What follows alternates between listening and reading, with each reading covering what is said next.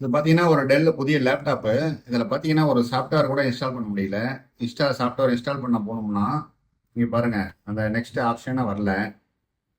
இதில் பார்த்தீங்கன்னா to continue enter and administration user name and பாஸ்வேர்டுன்னு வருது. இது எப்படி சரி பண்ணுறதுன்னு பார்ப்போம். இதில் வந்து செட்டிங் போயிடுவோம். சிஸ்டம்,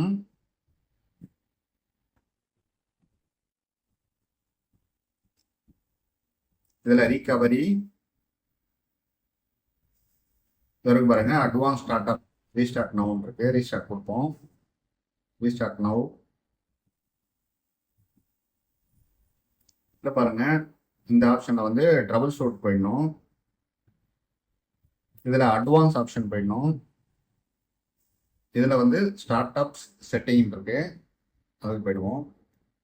இதில் வந்து ரீஸ்டார்ட் கொடுப்போம். ரீஸ்டார்ட் ஆனதுக்கப்புறம் இந்த மாதிரி ஆப்ஷன் வரும். இதில் பார்த்தீங்கன்னா நம்பர் 4 எனபிள் சேவ் மோட் போடுவோம். லேப்டாப்போட பின்னை போட ஓப்பன் பண்ணிக்குவோம்.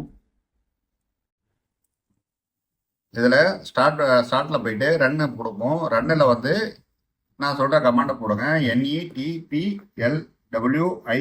போட்டு ஓகே கொடுப்போம். இப்போ பார்த்தீங்கன்னா இதில் பாஸ்வேர்டு கேட்கும். பாஸ்வேர்டு எதுவும் தேவையில்லை, எஸ் கொடுங்க. எஸ் கொடுத்த உடனே ஓப்பன் ஆகிடும்.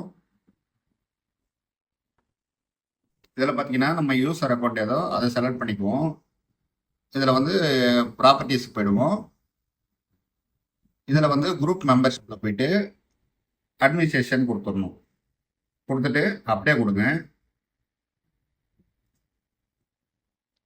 இப்போ அட்மினிஸ்ட்ரேட்டர் செலக்ட் பண்ணிட்டோம். அப்ளை கொடுத்துட்டு ஓகே பண்ணிடுறோம். இது ஓகே கொடுத்துட்றோம். இப்போ வந்து நம்ம லேப்டாப்பை வந்து ரீஸ்டார்ட் கொடுத்துறோம். இப்போ சிஸ்டம் ஆன் ஆகிடுச்சு.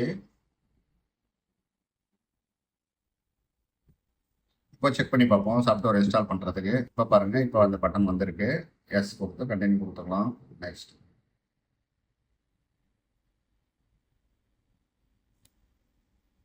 ஓகே, இந்த வீடியோ உங்களுக்கு யூஸ்ஃபுல்லாக இருக்கும்னு நினைக்கிறேன்.